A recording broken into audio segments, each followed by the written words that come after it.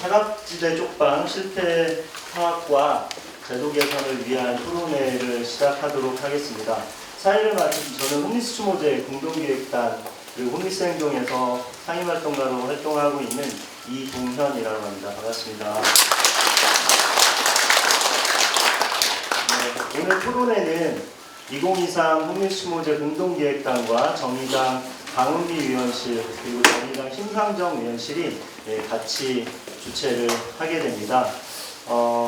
토론회 자리이지만 또 공동 주체가 홈리스 추모제 공동기획단인 만큼 홈리스의 삶과 죽음 그리고 오늘 토론회 주제가 밀접하게 연결되어 있습니다. 그래서 같이 묵념을 하는 것으로 추모제를 시작했으면 좋겠는데요.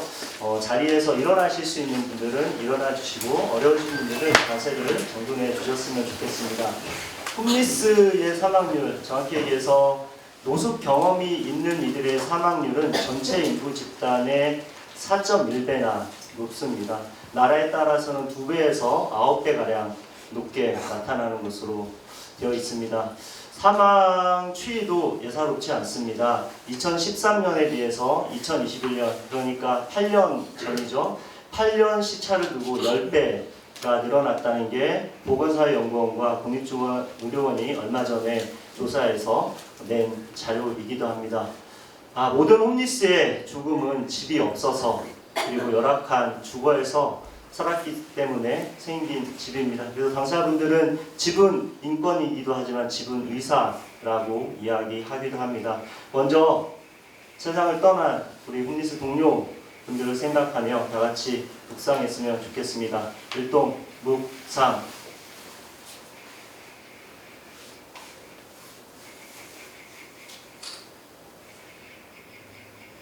바로 앉아주시면 되겠습니다. 오늘 이제 그 의원실에서 공동 주최를 하시는데요. 보건복지위원회 소속이신 강은미 의원께서는 제가 알기로 지역구가 광주광역시로 알고 있어요. 오늘 광주에서 오셨는데 지역구 일정이 있으셔서 오늘 오시지 못했고요. 심상정 의원님은 압일정이 진행되고 있습니다. 그래서 끝나는 대로 오셔서 방문하시기로 했습니다. 오시는 대로 진행되는 순서 마치면 이제 인사말을 청해 듣는 방식으로 할까 합니다. 그렇게 해도 될까요? 네. 그러면 시작하도록 하겠습니다. 맨 처음 주민 발언대 순서입니다. 서울역 맞은편에 보면 웅산구 동자동이라는 국내에서 최대 쪽방이 밀집된 지역이 있는데요.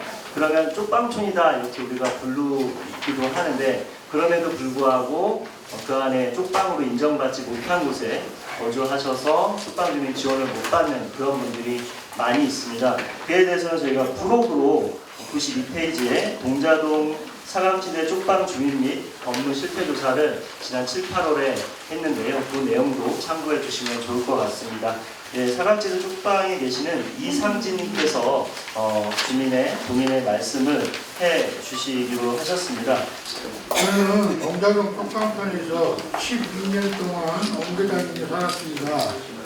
최근 1년 사이에 2번 이사를 해야 했습니다. 작년 10월경 계약기간이 남아있는데 주인이 집수리 한다고 해서 이사를 하게 되었습니다. 이사 후에 평소처럼 쪽방 상담소에 동인식당 식권을 받으러 왔습니다. 그런데 어떻게 알았는지 제가 이사한 곳을 미리 알고 있었던 쪽방편에서 이사한 곳은 쪽방 등록이 안 되었기 때문에 회원 자격이 박탈되어 수령을 못한다고 했습니다. 그나마 밥 한 끼라도 식당 가서 먹는 것이었는데 황당했습니다. 여기에 전에 살던 집은 방세를 올리기 위해 집수를 했다는 걸 알게 되어 더 어이없었습니다. 식권을 못 받게 되니 복지관에서 보내주는 도시락으로 점심을 먹고 아침과 저녁은 안 먹거나 대부분 라면을 먹습니다. 허리 협착증으로 완전히 노동력을 100% 상실한 상태라 아무것도 할 수 없어 수급비 외에는 이론도 어디서 나오는 게 없습니다. 수급비만으로는 맘 놓고 반찬 사 먹기도 힘듭니다. 이사한 곳은 화장실과 작은 싱크대가 있는 원룸으로 쪽방이 아닐 거라고는 전혀 생각하지 못했습니다. 그것은 쪽방촌에 있었기 때문입니다. 건물, 양옆, 길까지도 쪽방 건물이기 때문에 당연히 쪽방인 줄 알았습니다. 제가 이전에 살던 곳도 이 건물 바로 옆이었습니다. 저는 허리가 아파서 화장실에 딸린 방이 필요했습니다. 이사하기 전에 살던 곳은 전형적인 쪽방으로 여러 명이 밖에 있는 화장실을 함께 이용했는데 화장실이 좌식 변기가 되어 있어 다리가 아픈 저는 쭈그리고 앉지 못해 화장실을 이용하기 위해서는 집 근처에 있는 쪽방 상담소 화장실을 이용하거나 공원에 있는 화장실을 이용했고 급할 때는 임시 방편으로 볼일을 해결하는 등 불편을 겪고 있었습니다. 그런데 마침 살고 있던 곳과 가까운 곳에 화장실 딸린 보험금이 월세로 나와 있었습니다. 전기, 수도, 가스비를 따로 내야 하는 부담이 있었지만 동사동 쪽방편을 구석구석 다 죽여도 마땅한 집을 찾을 수 없었고 화장실 문제가 해결되면 좋았습니다. 화장실을 쓸 수 있으니 생필품 받는 것은 그냥 포기하고 살자 생각하게 되었습니다. 상담소에서 이전에 식권을 받을 수 없다는 걸 알았지만 다음날 다시 찾아가 혼자 밥을 해먹지 못하니 식권만이라도 수령할 수 없느냐고 부탁하기 위해서였습니다. 상담소에서는 안 된다고 딱 잘라 거절했습니다. 상담소에서 나눠주는 것들은 열악한 주거 환경과 경제적으로 불핍한 저에게는 상당한 도움이 됩니다. 그래서 쪽방 주민의 혜택을 못 받는 것이 아쉬운 것이 사실입니다. 화장실만 아니면 다시 쪽방촌으로 등록된 곳으로 이사를 해서 상담소에서 나눠주는 것들을 받아 생활에 보태고 빨래도 맡기고 싶지만 다시 쪽방으로 이사를 가야만 가능한 일이었습니다. 서울시에도 부당하다고 민원을 넣어보았지만 소용없었습니다. 기초생활수급을 받는 70대 주민이가 복지 혜택을 받을 수 있어야 한다고 했지만 소용없었습니다. 이렇게 제한해버리는 것은 전시 행정이라는 생각밖에 안 듭니다. 생활이 점점 더 어려워지니 이런 거 되는 거 다 안 따지고 그냥 식필품 받기 위해서라도 쪽방으로 등록된 곳에는 다시 이사 왔으면 싶지만 화장실 때문에 갈 수가 없습니다. 쪽방에는 화장실 사는 집이 거의 없기 때문입니다.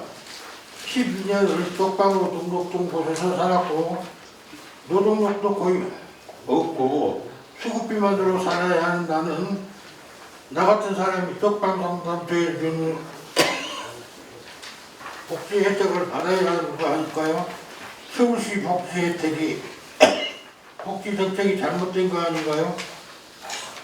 너무 답답해서 상담소에 찾아가 그러면 건물주한테 쪽방으로 좀 등록을 해달라고 그러면 되자고 했더니 그것도 안 된다고 했습니다. 서울시에 민원 넣었던 답변에 무슨 법에 의해서 해당이 안 된다고 하니 더 따질 수가 없었습니다. 한 달 전에 저는 인근 쪽방으로 이사를 했습니다. 이번에도 살고 있던 집이 계약기간이 안 됐는데 집주인이 건물이 무거워라면 철거해야 한다고 이사하라고 했습니다. 이사 비용을 받고 인근 쪽방으로 다시 이사했는데 이사를 준비하는 과정에서 건물을 리모델링 한다고 나가라고 한 것을 알게 되었습니다. 이사를 알아보던 중에 어떤 님은 쪽방 상담소에서 쪽방 주민으로 등록하지 않은 사람으로 세를 놓으라고 했다며 그것을 이러했습니다. 황당했습니다.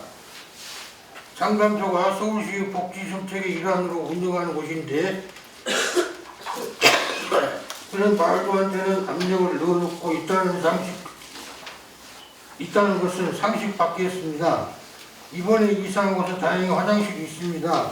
그런데 전에 살던 것보다 면적이 반밖에 되지 않아 아직도 심정리가 안 되고 있습니다. 방은 좋지만 이것은 쪽방으로 등록되어 있어 상담소에서 지원하는 생필품을 받을 수 있으니 다행입니다. 쪽방촌의 월세는 대한민국에서 제일 비쌀 겁니다. 10여 년 넘게 살면서 건물주들은 악질 중에 악질들이었습니다. 세입자를 배려해주는 그런 건물을 지금까지 본 적이 없었습니다.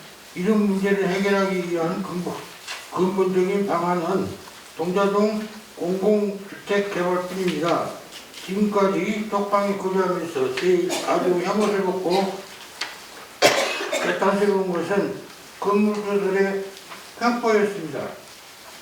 나라에서 동자동 쪽방촌을 공공개발한다니 건물주들의 반발이 심한데 건물주들은 자기들 이익이 먼저지 쪽방 사람들을 배려할 그럴 사람들이 아닙니다. 저는 지금까지 이 동네 주민들을 화장실, 시사실이 제대로 되어 있는 건물 하나도 못 봤습니다. 제대로 된 집에서 이렇게 차별받는 일 없이 살아갈 수 있도록 어서 동자동 공공개발이 이루어지기를 바랍니다. 감사합니다.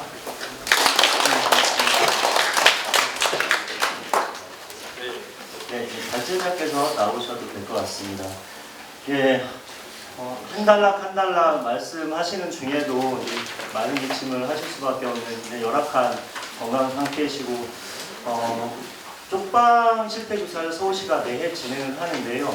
대략 한 80에서 90% 정도가 지병이 있으신 걸로 나옵니다. 그만큼 쪽방 상담소에서 제공하는 방문간호 서비스라든지 이런 돌봄 지원들이 정말 주민들한테 필요한데 쪽방이 재해됨으로 인해서 이런 지원에서 배제되는 문제를 잘 말씀해 주신 것 같습니다. 네, 이제 본격적으로 발제와 토론을 진행하도록 할 텐데요. 소개를 드리도록 하겠습니다. 이제 오늘 주 발제를 맡게 되신 한국도시연구소의 김준희 책임연구원 오셨습니다.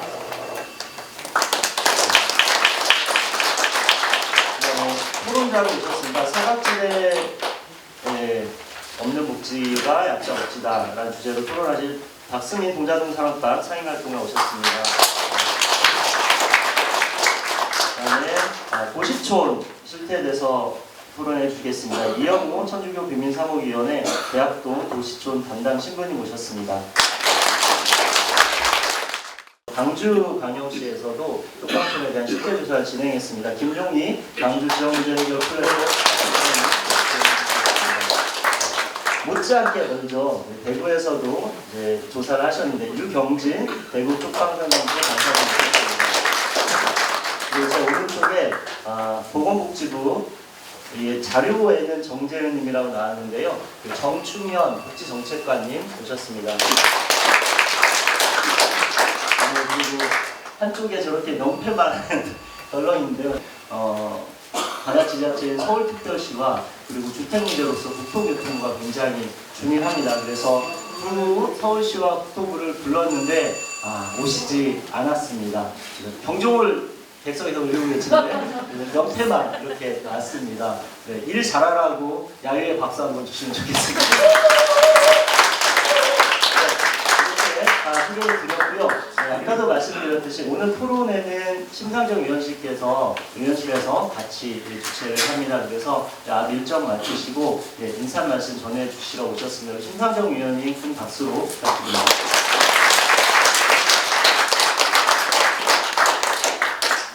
작년 1월에 보았던 사진 한 장이 기억이 납니다. 쪽방촌의 계단에 마치 폭포수처럼 고드름이 이렇게 주렁주렁 열렸던 그런 모습을 생각하고 있는 기억이 나는데요. 그때 그 계단을 살얼음 위를 걷는 심정으로 우리 어르신들이 위태롭게 타고 가는 그런 모습이 기억이 납니다. 전국 곳곳에 쪽방촌들이 지금 이 겨울에 어떻게 보내고 계신지 걱정이 됩니다. 주거권은 기본권입니다. 그리고 국가의 가장 기본적인 책임이라고 생각합니다. 그리고 국가가 집 없는 서민을 위한 주거권을 보장한다고 할 때 그 첫 번째는 쪽방촌에 대한 대책이 되어야 할 거라고 저는 생각합니다. 우리나라는 유럽 같은 데 가보면 독일도 그렇고요. 가장 격렬한 시위가 임차인 시위입니다. 근데 우리나라는 주거권에 대한 그 시위나 이런 것들은 아직 그렇게 강력하지 않습니다.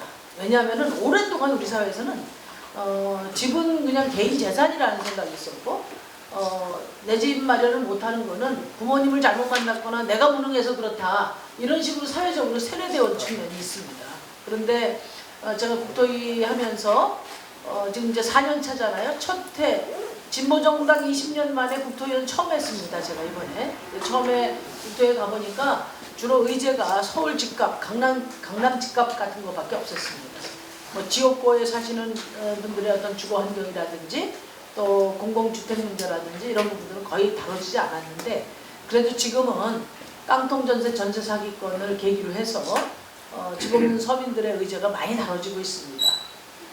그만큼 변화가 되고 있고 작년에는 공공임대주택 예산을 가지고 전국의 68개 주거 시민단체들이 강력하게 국회 앞에서 농성도 하고 시위도 했던 그런 상황입니다. 이제는 더 이상 우리 국민들이 주거 문제를 개인의 탓으로 돌리는 국가를 용납하지 않을 거라고 저는 생각합니다. 정부가 책임 있게 해야 합니다. 오늘 국토부에서 안 나와서 제가 좀 면목이 없는데 핑계는 지금 국토부가 장관이 교체돼서 오늘 그 청문회 일정을 잡는 회의가 있었습니다. 그래서 뭐 새로 보고해야 될 필요가 있어서 못 나왔다고 하는데 이번 인사청문회가 20일 날 예정되어 있습니다. 새로운 국토부 장관 인사청문회 청문할 때 쪽방촌 약속, 쪽방촌에 대한 약속 3년 전에 했잖아요. 그리고 아직도 지금 시작을 못하고 있는 이 사안에 대해서 분명하게 신임 국토부 장관 후보자의 그 대책을 묻도록 하겠습니다. 아무튼 오늘 이렇게 먼 길 오신 여러분들께 실질적인 뭔가 대책이 마련될 수 있도록 저도 국토위원으로서 최선을 다하겠다는 약속을 드리고요. 오늘 이 자리를 마련해 주신 홈리스 추모제 공동기획단 그리고 주거 빈곤 가구의 곁을 지키는 우리 한국도시연구소 천주교 서울대교구 빈민사업위원회 또 광주혁신가 네트워크 대구 쪽방상담소 동자동 사랑방 등의 깊은 감사의 말씀을 드립니다. 무주택 서민과 또 주거빈곤 가구를 위해서 저와 정의당 최선을 다하겠습니다. 감사합니다.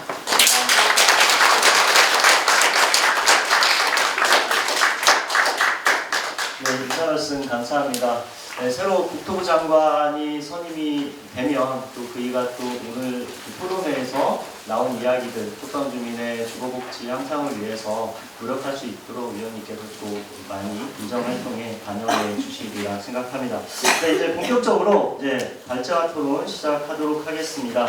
예, 오늘 발제는 한 분이신데요. 대신에 좀 토론자들이 많이 있습니다. 네, 첫 발제입니다. 사각지대 쪽방 실태와 정책 개선 방안에 대해서 한국도시연구소 김준희 책임연구원께서 발표해 주시겠습니다. 큰 박수로 청해 주시면 감사하겠습니다.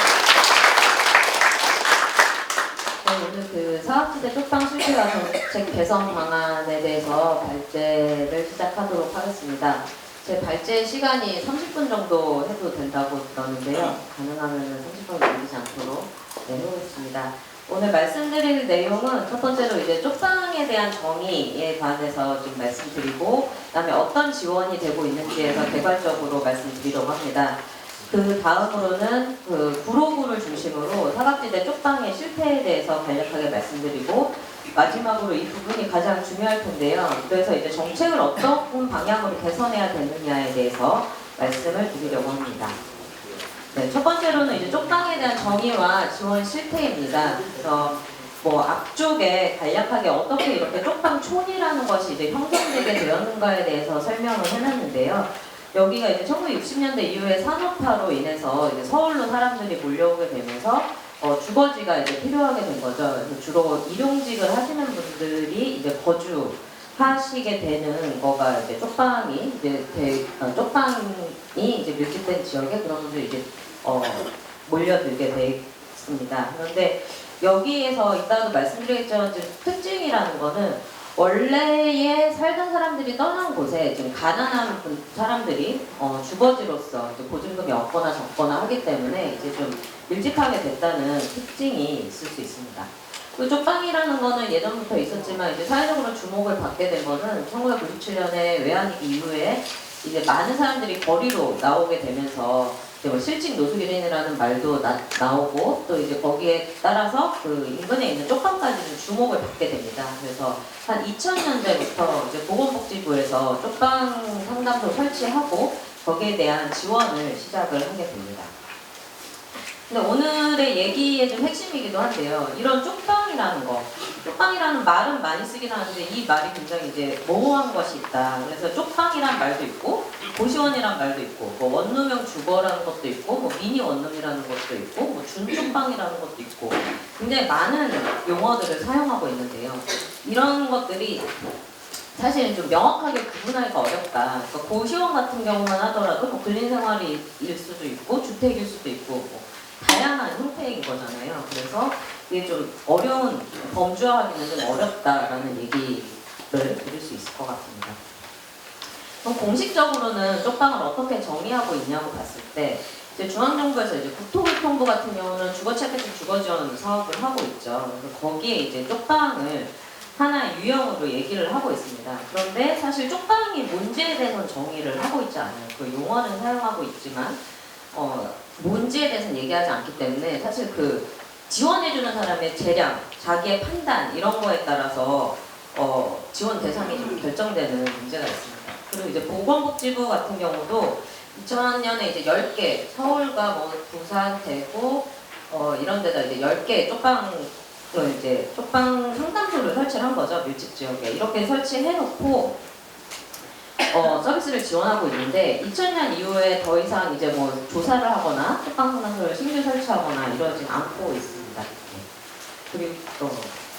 그리고 이제 법에도 이제 나와 있는데요. 뭐 노숙인 등의 복지 및 자립 지원에 관한 법률에 사실 쪽방 주민에 대한 지원이 들어가 있는데 거기에 쪽방 주민이라는 말은 없고 쪽방 상담소라는 용어만 있습니다. 그래서 이 쪽방 밀집 지역에서 쪽방 거주자한테 지원하는 데를 이제 쪽방 상담소라고 정의하고 있을 뿐 뭐 여기에서도 구체적으로 정의하지 않고 있어요. 그리고 최근에는 이제 서울시랑 대구에서 쪽방 주민 지원하겠다고 조례를 만들었는데 여기에서도 역시 쪽방에 대한 정의는 하고 있지 않습니다. 네. 뭐 선행연구에서도 보면은 뭐 제가 있는 연구소에서 많이 쪽방 연구를 하긴 했는데요. 그때 뭐 목적이나 이런 거에 따라서 그리고 그때 시대의 그 상황에 따라서 계속 정의가 바뀌어 왔던 것 같아요. 그래서 처음에는 2000년대 같은 경우는 비공식적이고 가족보다는 단신으로 살아가는 사람 많고 단기간 방 임대하고 뭐 방의 시설은 공용이 없고 뭐 방 크기는 한 사람이 누울 수 있는 정도의 방이다라고 하는데 아시다시피 쪽방에서 굉장히 오래 거주하시는 분들도 많잖아요. 5년, 10년 그 이상으로 거주하시는 거가 많기 때문에 이런 정의는 이제 적합하지 않고요. 그다음에 또 2005년에 했던 데는 뭐 임대차 계약 안 하고 무보증 월세 또는 일세로 산다 그러는데 그렇지 않죠. 그러니까 여기에도 이제 수급 가구가 많고 또 임대차 계약 하시는 분들도 있고 이렇기 때문에 이 용어도 맞지 않다.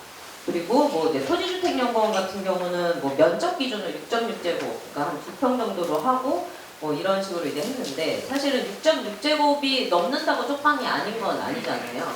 그러니까 공용시설이 없거나 뭐 이런 건데 그리고 그 안에 뭐 화장실이라도 뭐 딸린 데 아니면 조그만 부엌이라도 딸린 데가 있기 때문에 이렇게 구체적으로 정의해놓은 거는 좀 사각지대를 많이 만든다고 볼 수 있습니다. 그리고 이제 지금 쪽방의 지원에 대해서 말씀드릴 텐데 밀집된 쪽방촌 중심으로 이제 이루어지고 있잖아요. 그래서 쪽방 상담소가 서비스를 제공하고 있는데 이 또 서비스를 제공하는 기준이 그 쪽방의 지역 안에 있는 주택이라고 다 해주는 것도 아니고 쪽방 상담소에서 쪽방으로 인정한 곳만 지원을 해주게 됩니다. 그러니까 쪽방 상담소가 어떻게 생각하느냐에 따라서 같은 쪽방촌 안에 같은 주거 컨디션을 갖고 있더라도 배제되기도 합니다. 그러니까 대표적으로 고시원을 쪽방에 포함하는 데가 있고 안 하는 데가 있고 뭐 여인숙을 하는 데가 있고 안 하는 데가 있고 이런 일들이 좀 발생을 하게 있습니다. 그래서 이제 공식적인 좀 자료를 보면 이제 지금 상태는 얼마나 지원이 필요한 쪽방 주민이 있는가도 파악이 안 되고 있어요. 근데 보면은 복지부에서 이제 5년마다 노숙인 등의 복지 자립지원에 관한 법률에 따라서 실태 조사하고 계획 세우고 있는데 거기에서도 이제 쪽방 상담소가 제출한 서비스 대상자 수를 기준으로 이제 쪽방 거주자를 이제 세거든요. 그랬을 때 5,448명이에요. 근데 5,448명인데 이제 국토교통부 같은 경우는 이제 2017년부터 5년마다 주택에 거쳐 거주하고 이제 조사를 하고 있어요. 그래서 주택에 거쳐있기 때문에 뭐 숙박업소, 객실, 판잣집, 뭐 고시원 이런 데 계신 분들 조사를 하는데 여기 계신 분들 중에 지금 사시는 데가 쪽방이라고 생각하시나요? 라고 했을 때 그렇다라고 대답하신 분들이 78,400가구입니다. 그러니까 앞에 얘기했던 복지부가 포괄하고 있는 지원 서비스 대상은 5,400, 5,500 정도인데 지금 내가 쪽방을 살고 있다고 생각하는 사람은 78,000인 거예요. 그래서 이게 아무리 뭐 과대 추정이 됐다고 하더라도 뭐 굉장히 이게 갭이 크기 때문에 여기에 대한 실태 파악도 먼저 이제 좀 필요하다고 볼 수 있을 것 같습니다. 그 자료집 12페이지 보시면 저희가 연구소에서 2022년에 이제 쪽방 상담소 10개 연락해서 어디를 쪽방으로 좀 보시고 지원하고 계시냐고 좀 조사를 한 게 있어요. 그래서 자세히 이 내용에 대해서 좀 보시면 될 것 같고 아까처럼 아까 말씀드렸듯이 뭐 상담소에 따라서 좀 적극적으로 포함한 데도 있고 좀 본인이 기관에서 보유하고 있는 인력이나 이런 걸 고려해서 적극적으로 포함하는 곳들도 있습니다. 다음으로는 이제 사각지대 쪽방 실태 관련해서 말씀을 드려야 될 텐데요. 오늘은 제가 이제 쪽방 구로 쪽을 좀 주로 말씀드릴 거고 이제 토론자분들께서 뭐 광주, 대구, 이제 그리고 대학동 이쪽을 좀 말씀해 주실 텐데 어디에나 이제 전국에 다 산재에 있다는 거를 처음으로 말씀드리고 싶습니다. 그래서 기존에 저희가 연구했을 때도 뭐 제주도에도 있고 또 서울의 뭐 전농동에 여인숙이 밀집한 곳 이런 데도 있습니다. 그래서 거기에 이제 조사를 가보면 컨디션은 우리가 지금 얘기하는 이런 쪽방이랑 똑같아요. 그러니까 뭐 세면장 하나하고 공용으로 쓰고 온수 안 나오고 보일러 없고 뭐 이런 식으로 굉장히 열악한데 여기는 쪽방이라고 좀 여겨지지도 않고 뭐 딱히 지원 서비스가 들어가는 것도 없습니다. 그리고 뭐 경기도 시흥에도 이런 유사한 게 있고 전라북도 전주에도 인도 공단 노동자가 이용하는 단신자용 주택으로 이렇게 돼 있습니다. 그리고 뭐 여기뿐만이 아니라 지금 정왕동이나 이런 데도 뭐 불법 쪼개기를 해서 이런 쪽방이나 이런 것들이 있습니다. 오늘 제 발제에서는 이제 구로구에 대해서 좀 말씀을 드리려고 합니다. 구로구 같은 경우는 이 뒤쪽에 좀 서술을 해놨지만 원래 그 구로공단이 있던 쪽이죠. 그리고 이제 가리공동 같은 데가 구로공단의 배후 주거지였는데 여기에서 예전에 이제 그 공단 노동자들이 주야로 이제 교대하면서 많이 밀집해서 살았던 거죠. 그래서 좀 주거비를 아끼기 위해서 두세 명이 교대하는 사람들이 같이 살기도 하고 방 하나를 쪼개서 이제 임대를 놓으면서 뭐 한쪽에 그러니까 위에 형광등을 하나 설치돼 있어서 한쪽에서 불을 끄면 옆방도 이제 꺼지게 되고 뭐 이런 식으로 돼 있고 뭐 화장실이나 부엌 같은 거 이제 공용으로 사용하고 이런 형태의 주거지가 이제 만들어졌고 이 공단 노동자들이 이제 좀 떠나가면서 그 집들은 그대로 있잖아요. 그렇기 때문에 거기에 이제 좀 가난한 사람들이 오는 거죠. 여기도 이제 보증금이 없거나 적고 또 이제 월세도 좀 저렴한 편이고 이러기 때문에 이제 내역인 수급자분들도 많이 사시고 또 그 외에 이제 여기는 또 일용직 하시는 중국동포 분들도 많이 계시잖아요. 그래서 이런 분들도 주로 거주하는 공간으로 변화하게 됩니다. 그리고 이따가 이제 관악구 대학동 얘기를 해주실 텐데요. 대학동 같은 경우는 거기가 원래 고시촌이었죠. 예전에 이제 사법고시 이런 거 공부하시는 분들이 모였던 건데 거기에서 이제 사법고시가 폐지가 되기도 하고 이러면서 그 공부하던 사람들이 이제 떠나가고 이러면서 거기도 이제 혼자 사는 가난한 분들이 이제 밀집을 하게 됩니다. 그리고 여기에서 이제 특징을 좀 크게 보면은 이따가 말씀드린 뭐 실태조사의 요약이라고 할 수 있는데 뭐 사회적 관계가 단절된 1인 가구가 다수이고 그리고 또 여기도 마찬가지로 주거 상태나 거주민의 상태는 같지만 공공의 지원이 없는 사각지대다라고 말씀드릴 수 있을 것 같습니다. 그래서 뭐 18페이지나 이런 거는 그냥 보시면서 관심 있으시면 어떻게 여기 가리공동에 쪽방이 생기게 됐고 어떤 특성을 갖고 있는지 좀 보시면 될 것 같고요. 이제 자료 20페이지부터 말씀드릴 텐데요.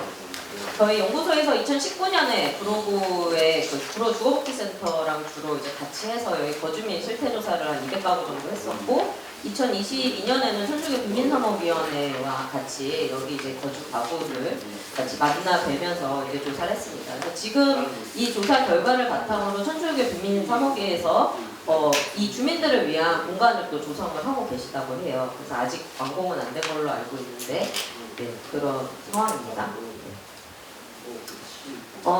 이 실태조사 같은 경우는 2019년에 이제 한 거긴 한데요. 제가 이제 자세히는 말씀을 안 드리려고 하는 게, 이따가 이제 대구나 이제 광주에서도 거의 비슷한 네, 상황의 체험분들 얘기를 해주실 거라서 저는 그냥 빠르게 훑고 넘어가는 식으로 하겠습니다. 그래서 뭐 1인 가구가 대부분이고 수급 가구 비율도 73%예요. 수급 가구 비율 굉장히 높고, 그리고 가구원 같은 경우는 남성분들이 더 많고, 이게 저희가 이제 서울시에서도 쪽방조사하고 복지부에서도 하잖아요. 그럴 때랑 거의 특성이 비슷하다고 볼 수 있습니다. 평균 연령이 좀 높고, 그 다음에 학력이 중학교 졸업 이하로 좀 낮고, 이런 것들이 많고요. 장애가 있거나 또 질병이 있는 분들이 대부분인 거예요. 질병이 있다는 건 뭐 한 의사한테 진단받은 사람들, 이런 게 거의 대부분이죠. 83% 정도 되니까 굉장히 많다. 이제 사회적 관계가 단절돼 이런 분들이 많다는 건데, 가족이나 친척 뭐 이런 사람이랑 왕래 없는 분들이 이제 60% 이상으로 높고요. 이것도 다른 우리 그 공식적인 쪽방주민 조사와 결과가 거의 똑같습니다. 그리고 가족 친척 아니라 이웃과 소통하고 있지 않은 비율도 되게 높아요. 그래서 교류하는 이웃이 없다는 게 42%인데요. 또 이들 지역의 특징은 뭐냐면은, 우리 동자동이나 뭐 이런 데 가면 주민분들이 좀 삼삼오오 이렇게 모여 계시기도 하잖아요. 뭐 앉아서 뭐 얘기도 할 수 있고 술도 마실 수 있는데, 이런 데 계신 분들은 좀 더 단절돼 계세요. 그러니까 모일 수 있는 공간이 그렇게 마련되어 있지 않아서 좀 더 이제 좀 단절돼 있는 거를 좀 발견할 수 있었습니다. 그리고 뭐 당연히 이렇게 사회적 관계가 없으니까 어려운 일 있어도 도움 요청할 수 없는 데가 73%로 굉장히 높고요. 그리고 평생 동안 일주일 이상 잠자리로 이용을 했던 곳이 이 가리봉동 구로 쪽에 있는 쪽방뿐만이 아니라 고시원에서도 살아보고 여관 여인숙에도 살아보고 노숙인 시설에서도 살아봤다, 이렇게 응답하신 분들의 비율도 꽤 나왔습니다. 그래서 이것도 좀 참고해 주시면 될 것 같고요. 그리고 여기에서 이제 뭐 우리 보통 이제 노숙인 관련 연구할 때 이제 실직, 사업 실패 뭐 이런 걸로다가 노숙하게 됐다 이런 얘기 많이 하시잖아요. 그런데 여기 계신 분들도 뭐 같은 이유인 거죠. 네, 그런 이유로 쪽방에 처음에 거주하게 됐다는 거고, 아까 말씀드렸듯이 여기 장기 거주자가 많다 그랬는데 평균 거주 기간이 7.6년이에요. 네, 그렇습니다. 그리고 5년 이상은 50% 이상으로 되게 좋습니다. 그리고 여기 같은 경우는 뭐 반지하 옥상 이런 데도 있는데, 지금 우리나라에 지하나 옥상 가구가 이렇게 많지 않거든요. 거주 가구 되게 적음에도 불구하고 여기 가리봉동 쪽방 같은 경우는 11%, 뭐 3.5% 이렇게 살고, 평균 주거 면적이 6.2%, 그러니까 한 평보다 좀 넓은 이런 상황입니다. 그리고 우리 대부분은 지금 이제 주택시설이 설치가 돼 있는데, 여기 같은 경우는 부엌이 없는 데가 한 절반, 화장실도 한 10% 없고, 목욕시설이 70% 이상 없다. 네, 그래서 이렇게 좀 열악하다, 그러니까 다른 데랑 다른 쪽방이랑 똑같다라는 걸 계속 반복적으로 좀 말씀드리고요. 또 창문이 없는, 내 방에 창문이 없다는데도 한 30% 정도 되고, 우리 그 거처의 상태가 굉장히 열악하다고 얘기하면서 불만족하는 비율이 굉장히 높습니다. 그리고 임대료 연체했던 가구도 23% 정도 높고요. 그리고 지금 뭐가 제일 어렵냐 했을 때 주거비가 너무 비싸다, 그러니까 여기가 좀 쌈에도 불구하고 주거비 부담이 있다는 거랑 시설이 너무 열악해서 힘들다라고 얘기하시고, 동네는 뭐 쓰레기 무단 투기 같이 좀 비이색적인 환경 때문에 좀 어렵다라고 얘기하고, 복지 서비스 제공은 잘 안 된다라는 것도 한 10% 정도가 이렇게 대답을 하셨습니다. 그리고 뭐 여기 계신 분들도 주거급여라든지 뭐 이런 거에 대해서 알고 계시고, 왜냐하면 수급가구가 많잖아요. 그러니까 이런 분들을 알고 이제 뭐 다른 서울형 주택가우처나 공공임대주택이나 이런 것들 필요하다고 응답한 비율도 높습니다. 그리고 여기가 이제 또 사각지대라고 할 수 있는 게 또 말씀드릴 수 있는 게 뭐냐면은, 필요한 주거복지 서비스에 대해서 잘 모른다. 이런 건 있다는 것 자체를 모른다는 게 26.7%예요. 근데 아까도 말씀드렸듯이 수급과가 73%면은 대부분은 이제 복지제도 안에 들어왔지만 그럼에도 불구하고 내가 필요한 거를 못한다는 거는 여기한테 이제 제대로 정보 전달이 안 된다는 거죠. 네.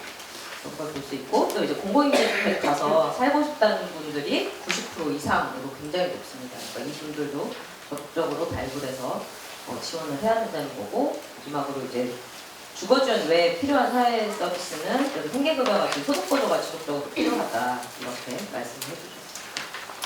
그래서 여기 구로구 쪽방 했을 때 좀 심층도 조사를 했는데요. 여기 뭐 중장년, 단절된 중장년 가구 얘기 많이 하셨어요. 그래서 이제 정책의 사각지대에 있고 쪽방에 살고 일은 못하고 지원 받을 수 있는 건 없다. 뭐 이런 얘기도 좀 했고요.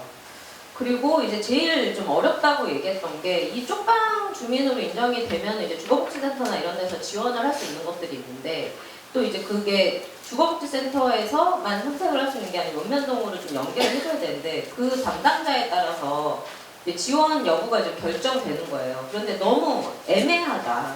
그러니까 방은 너무 좁은데 그 와중에 이제 화장실이 있다. 그래서 이거는 또 될까 안 될까? 그러니까 안 된다 그러면 또 이제 가서 한번 봐달라고 이렇게 하는 방식. 그러니까 이게 굉장히 담당자의 재량이 너무 많이 맡겨져 있다는 걸 볼 수 있습니다. 그리고 다음은 이제 쪽방의 사진들인데요. 그러니까 이제 가리봉동에 있는 쪽방이에요. 그래서 이분 같은 경우는 2인 가구인데 이렇게 좁은 데 사세요. 그리고 침대 하나가 정말 작은 게 있고 여기 호흡기가 안 좋으셔서 공기청정기 되게 큰 게 들어가니까 방이 꽉 차는 거예요. 그래서 누구도 이제 들어갈 수 없다. 근데 그 와중에 옆에는 이제 조금 간이 번호놓고 부엌같이 좀 쓸 수 있는 데는 있기는 있어요. 근데 화장실은 당연히 이제 공용으로 쓰고 이런 상황이 있습니다.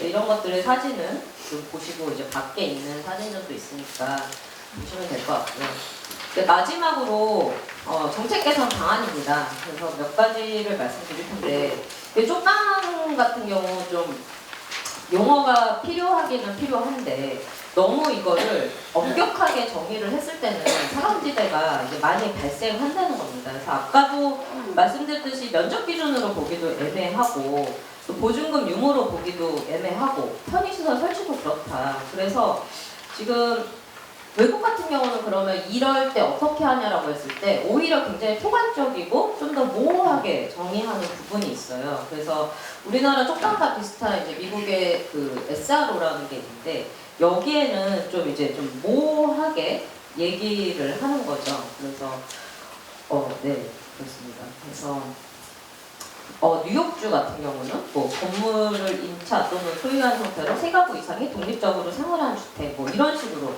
굉장히 모호하게 하고 있고요. 호주에도 비슷한 뭐 루밍하우스라는 게 있는데 뭐 건물 내 다른 공간과 분리된 1개 이상의 방을 갖추고 있고 한 가구가 전용하는 적법한 위생 조리시설을 갖추고 있지 않은 상태 뭐 이런 식으로 정의를 하고 있습니다. 그래서 이 쪽방이라는 거를 좀 정의를 해야 된다면 어떻게 해야 되나라는 고민을 해봤는데 저희 연구소에서 이 쪽방 관련된 연구를 하면서 가장 최근에 좀 정의를 내렸던 거는 취약계층이 주로 거주하는 쾌적한 주거생활 유지에 필요한 환경과 시설을 갖추지 못한 좀 좁은 거처라고 정의를 했습니다. 그래서 아주 구체적이지 않고 포괄적으로 얘기를 하는 거고 또 이제 여기에 있는 중요한 것은 거주가구의 특성은 꼭 고려해야 된다는 거를 말씀드릴 수 있을 것 같습니다. 그리고 그 다음부터는 좀 이 큰 틀에서의 그럼 이 문제를 어떻게 할 거냐를 좀 얘기를 해야 될 것 같은데요.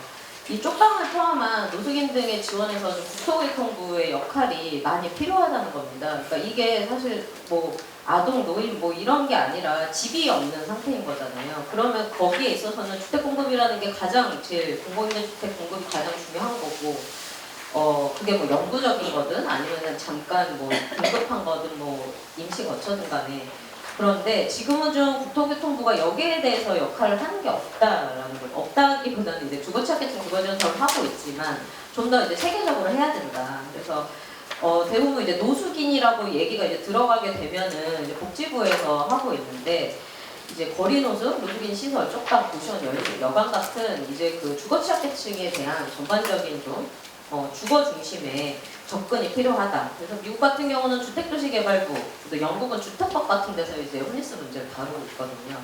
그리고 또 이제 OECD 많은 나라들이 주거 우선이라 해서 주택 먼저 공급하고 지원 서비스 제공해서 주거 유지할 수 있도록 하는 이런 거가 이제 되고 있기 때문에 거리 노숙을 포함한 이 예방과 지원의 국토교통부의 역할이 많이 필요하다고 볼 수 있습니다.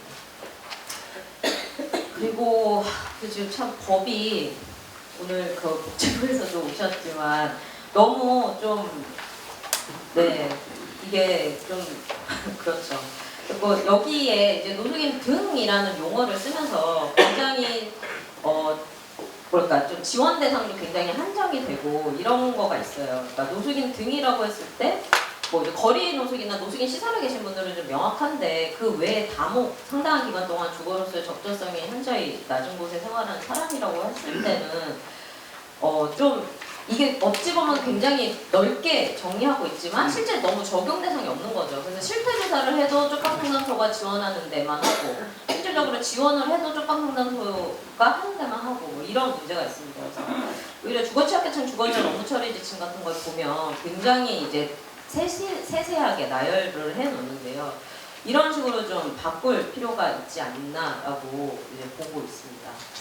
그리고 이제 노숙인 등이라고 하면 사실 고시원에 계신 분한테 노숙인 등이라고 그러면 내가 왜 노숙인이냐고 그러시거든요. 노숙인 등이라는 거에 등이 전혀 와닿지 않아요. 근데 또 이제 홈리스 행동이기도 하지만 홈리스라고 또 홈리스는 또 뭔 소린가 뭐 이렇게 얘기를 하시거든요. 그랬을 때 좀 당사자도 잘 이해할 수 있고 정책적으로 쓰일 수 있는 뭐 주거 취약계층이라든지 이런 걸로 좀 용어 통일이 좀 필요할 것 같다고 생각이 듭니다. 그리고 또 하나는 이것도 좀 큰 틀에서 말씀을 드리는 건데 아까도 이제 주거 우선 공급에 대한 중요성을 말씀드렸는데 우리나라는 특이하게 그 가장 취약한 가장 주거를 필요로 하는 노숙인 지금은 이제 노숙인 등이니까 노숙인 등으로 지칭하자면 노숙인 등에 대해서 그렇게 주택을 우선 공급하는 게 별로 없어요. 그러니까 주거취약계층 주거지원사 말고는 이제 주거기본법에 이제 주거지원 필요계층이라는 게 있는데 여기에도 뭐 신혼부부까지 다 들어가면서 가장 열악한 노숙인 등이 들어가지 않고 또 이게 또 중요한 게 여기에 나오는 주거지원 필요계층에 대해서 이제 공공주택 특별법에서 주택 공급하게 돼 있거든요. 그래서 여기에 좀 노숙인 등 포함해서 전면적으로 좀 주거 지원이 필요하다는 거고요.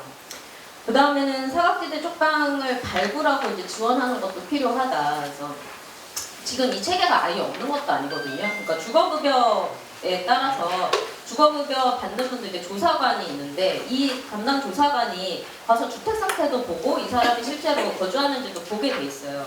그리고 여기 지침에 보면은 이 필요한 서비스도 주거 상향과 같은 이런 주거복지 서비스도 연계하게 돼 있는데 저는 제가 받았던 분들 중에서는 이런 안내를 받았다고 얘기 들은 분은 한 번도 없거든요. 그랬을 때 이런 거를 좀 강화해서 좀 적극적으로 발굴하고 좀 지원하는 게 필요하다는 거고요.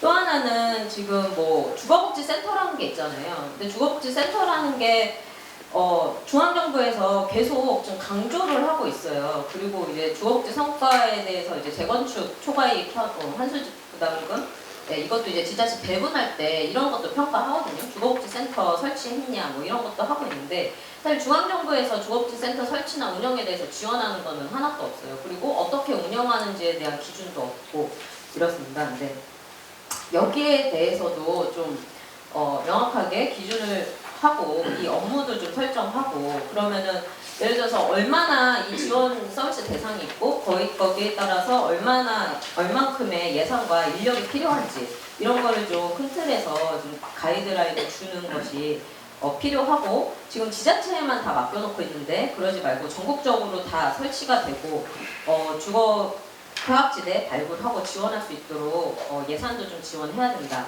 의견을 드립니다. 네. 그리고 또 이제 쪽방이라는 게 또 순기능이 있잖아요. 그러니까 이게 무조건 없애면, 그러니까 미국 같은 경우도 SRO를 어느 날 이제 여기는 적절하지 않다면서 다 철거를 했을 때 거리 홈리스가 이제 막 급증한 일도 있었어요. 그렇기 때문에 이게 무조건적인 철거도 답이 아니고 그랬을 때 이 쪽방이라는 이 열악한 거처가 가난한 사람들이 모이지 않도록 하려면 공공에서도 그 임시 거처를 좀 공급할 필요가 있는 거죠. 그래서 여 쪽방이 실질적으로 거리 노숙을 탈피하고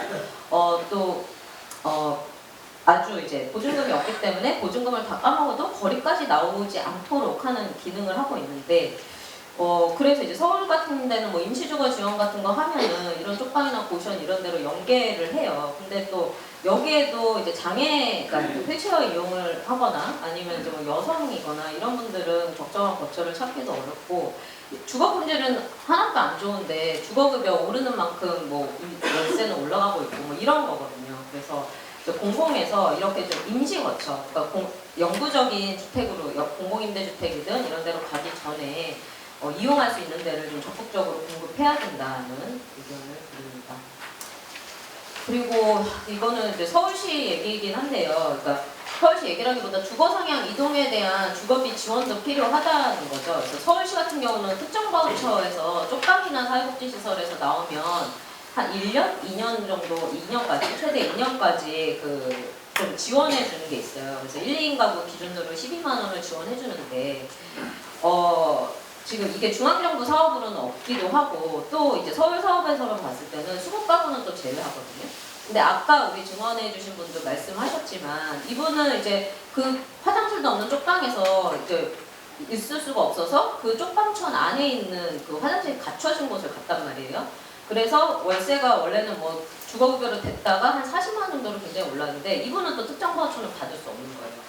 여기 서울시에서 기준으로 봤을 때는 주거 상향 한 거지만 그런 분들은 지원하지 않는 상업지대가 있다. 그래서 이런 제도 개선해야 되고 이것이 서울시뿐만이 아니라 다른 분들도 이런 아주 열악한 거처에서 좀 주거 상향했을 때 지원하는 제도를 좀 만들 수 있다는 걸 만들어야 한다고 말씀드릴 수 있을 것 같습니다. 그리고 이제 마지막으로 말씀드릴 거는 이제 주거 품질에 대한 말씀을 드려야 될 것 같아요. 그래서 아까도 말씀드렸듯이 여기가 얼마나 사람이 살만한 곳이 아님에도 불구하고 그냥 주거급여 수급을 받으시면은 그 금액에 맞춰서 받으시죠. 그래서 뭐 올리는 거에 대해서도 뭐 지금 뭐 그런 임대차상법이 있다고 하더라도 그게 뭐 적용되는 공간도 아니고 그런 것들이 그런데 이제 제일 연계를 해야 되는 거는 이 주거 품질에 맞춰서 그러니까 적어도 수급 가구가 그런 주택에서는 살지 않도록 품질 규제를 해야 된다라고 말씀을 드릴 수 있을 것 같아요. 우리나라도 뭐 최저 주거 기준도 있고 뭐 일부 적용되는 다중생활시설 건축 기준 이런 게 있는데 뭐 다중생활시설 건축 기준 같은 경우는 서울시에서 구체적으로 만들었다 하더라도 기존 고시원은 적용이 안 되죠. 뭐 새로 짓는 건데 새로 짓는 걸 사실 이런 기준에는 맞추지 않는 거고요.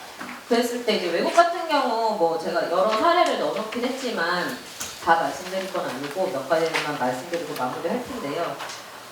일단은 임대용 주택 품질 규제라는 게 이제 크게 있고요. 그러니까 전체 주택에 대한 게 있고 이제 뭐 생명을 위협하는 주거 품질 해갖고 뭐 이런 거에 대해서 이제 좀 관리 감독을 하게 돼 있어요.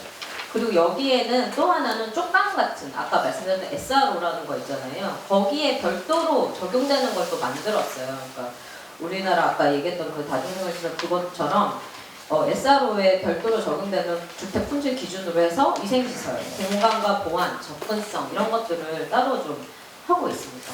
그리고 영국 같은 경우도 주거 건강과 안전에 대한 평가 체계 이런 걸 만들어 놓고 좀 검사를 하고 조사를 하고 있고요. 그래서 환경위생감독관이라는 사람이 이런 걸 하고 있고 또 여기에도 영국도 따로 이제 다중주택 허가제라고 해서 두 가구 이상 혹은 가족관계가 아닌 5명 이상이 거주하고 공용공간 갖춘 공간에 대해서 뭐 최소 중앙정 허가제 대상 뭐 이런 거를 좀 마련해서 사용을 하고 있습니다. 그래서 여기 같은 경우는 이런 거를 좀 지키지 않으면 굉장히 강력하게 처벌을 하는 것도 갖고 있어요. 그러니까 뭐 처음에는 이제 뭐 시정명령을 내리고 거기에 대해서 좀 지켜지지 않으면 뭐 벌금을 내고 나중에 이제 굉장히 좀 위중한 경우에는 폐쇄까지 할 수 있게 그렇게 하고 있다는 거 말씀드리고 뭐 이제 뒤에 나왔던 뭐 브뤼셀이나 벨기에 뭐 이런 데 같은 호주 같은 경우는 좀 보시면 될 것 같고 이 얘기의 요지는 임대형 거처에 대한 주택 품질 기준을 마련해서